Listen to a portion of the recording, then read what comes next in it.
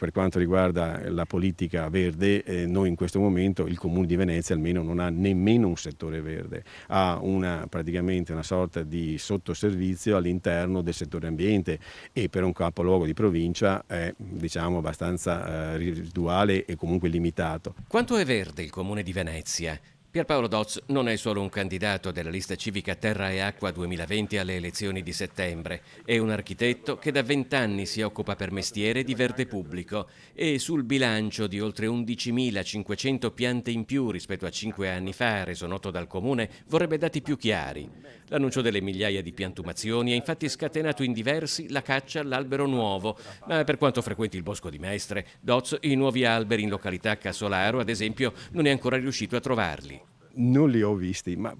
forse se fossero indicati anche uno avrebbe anche un riscontro, diciamo, di tipo geografico, a parte il periodo che in agosto non si dovrebbero mai piantare nessun tipo di albero. Io non li ho visti, però io dico, siccome l'articolo non parla o almeno non dà un'indicazione geografica chiara ed evidente, attendo magari di avere documentazione ulteriore. Nonostante l'evidente trascuratezza di cui è vittima, questi resti di legno letteralmente sbriciolato, ad esempio una volta erano una panchina, l'intero comune di Venezia dovrebbe essere orgoglioso di spazi come questo. C'è un però, secondo Doz, al di là delle cifre, delle nuove piantumazioni, a fare la differenza non è solo il numero, ma anche i luoghi in cui si piantano gli alberi. L'importanza del verde in città che è strategica, perché queste realtà qua che sono fondamentali e importantissime comunque alla città non apportano, a meno che non si crei una cintura verde intorno a Mestre, cosa che purtroppo a oggi non mi pare esista né ci sia in progetto.